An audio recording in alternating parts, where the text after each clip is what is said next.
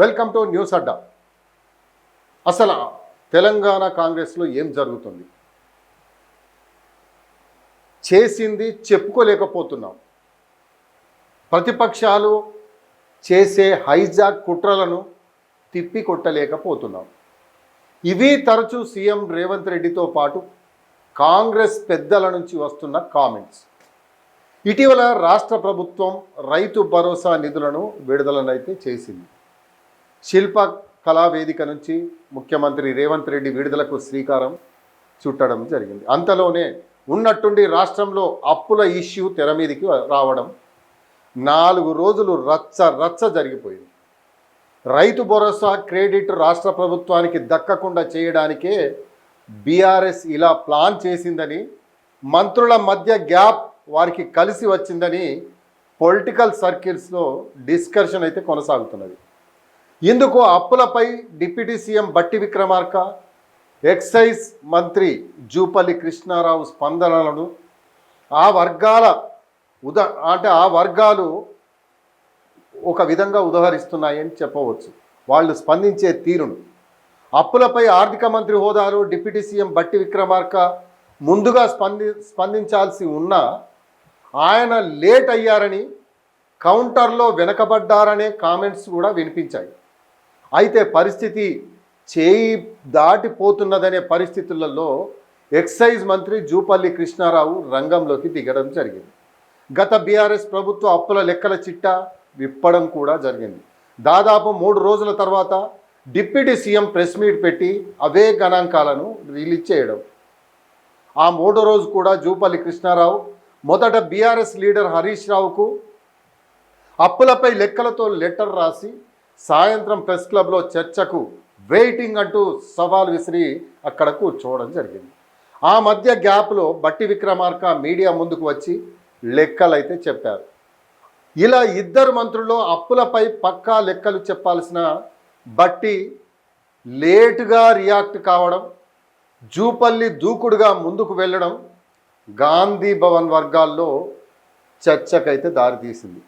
మంత్రుల మధ్య గ్యాప్ ఉన్నదనే ప్రత్యర్థుల ఆరోపణలకు ఇది మరోసారి బలం చేకూర్చినట్లయింది. ఆర్థిక వ్యవహారాల్లో ప్రభుత్వం తరపున అధికారిక వాయిస్ ఎవరనే సందేహాలు మొదలయ్యాయి. అప్పుల విషయంలో బీఆర్ఎస్ తరపున కేటీఆర్, హరీష్ రావు వేరు లెక్కలు చెప్పి కాంగ్రెస్ ప్రభుత్వాన్ని ఇరకాటంలో పెట్టే ప్రయత్నం చేస్తుంటే డిప్యూటీ సీఎం బట్టి విక్రమార్క ఎందుకు సకాలంలో స్పందించలేదు? ప్రతిపక్షానికి గట్టిగా కౌంటర్ ఎందుకు ఇవ్వలేదు?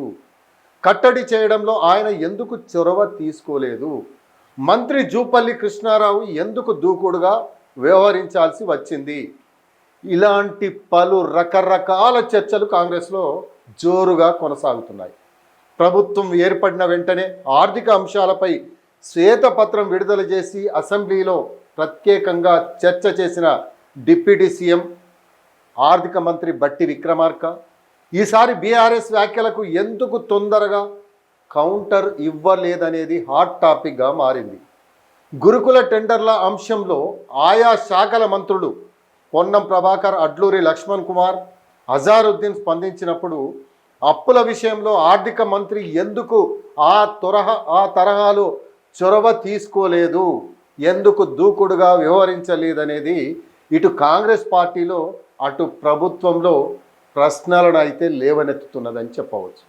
గత బీఆర్ఎస్ ప్రభుత్వం చేసిన అప్పుల విషయంలో కాంగ్రెస్ ప్రభుత్వాన్ని ప్రొటెక్ట్ చేసే తీరులో మంత్రి జూపల్లి జోక్యం చేసుకొని, నేను చెప్పిన లెక్కలు అక్షరాల సత్యం, నా లెక్కలు తప్పు అని నిరూపిస్తే మంత్రి పదవికి, ఎమ్మెల్యే పదవికి రాజీనామా చేస్తా, ప్రెస్ క్లబ్లో చర్చకు డేట్ టైం ఫిక్స్ చేశా అంటూ కేసీఆర్, కేటీఆర్, హరీష్ రావుకు ఓపెన్ లెటర్ రాయడం జరిగింది. లేఖల్లో పేర్కొన్నట్లుగానే ప్రెస్ క్లబ్కు మంత్రి జూపల్లి రావడం, అక్కడ కూర్చోవడం జరిగింది. ఏ పద్ధతుల కింద బీఆర్ఎస్ ప్రభుత్వం 9.5 ఏళ్లలో ఎంతెంత అప్పు చేసిందో వివరాలన్నీ సైతం వెల్లడించడం జరిగింది. ఈ లెక్కలన్నింటినీ ప్రభుత్వం తరపున చెప్పాల్సిన బాధ్యత డిప్యూటీ సీఎం, ఆర్థిక మంత్రి బట్టి విక్రమార్కదే. అయినప్పటికీ ఆ పాత్రను మంత్రి జూపల్లి కృష్ణారావు పోషించడం, అధికార పార్టీలోనే ఆసక్తికర చర్చకు దారితీసింది. ఆర్థిక శాఖ మంత్రిగా డిప్యూటీ సీఎం బట్టి విక్రమార్క స్పందించి అధికారిక వివరణ ఇస్తారనుకున్న చివరకు జూపల్లి దూకుడు తర్వాత ఆయన స్పందించడం జరిగింది. ప్రతిపక్షాలు ప్రతిరోజు ఏదో ఒక అంశంపై ప్రభుత్వాన్ని కార్నర్ చేస్తూనే ఉన్నాయి. మంత్రులు దీన్ని గమనిస్తూ ఉన్నారు. గురుకుల టెండర్ల విషయంలో సంక్షేమ శాఖ మంత్రులు, యూరియా విషయంలో వ్యవసాయ శాఖ మంత్రి తుమ్మల నాగేశ్వరరావు, పంచాయతీరాజ్ అంశాల్లో మంత్రి సీతక్క, ఇలా అందరూ ఆరోపణలకు కౌంటర్ ఇస్తున్నారు. కానీ అప్పుల విషయంలో డిప్యూటీ సీఎం ఆర్థిక మంత్రి ఆలస్యంగా స్పందించటం అనేక సందేహాలకు తావిచ్చినట్లయింది. ఒక దశలో మంత్రి జూపల్లి జోక్యం చేసుకొని తెలంగాణ భవన్కే వస్తా అంటూ బీఆర్ఎస్ లీడర్లకు సవాల్ సైతం విసిరారు. చివరకు ఆర్థిక శాఖతో సంబంధం లేకపోయినా మొత్తం వివరాలను సేకరించి కేటీఆర్ హరీష్ రావుకు కౌంటర్ ఇవ్వడంలో దూకుడుగా వ్యవహరించారు.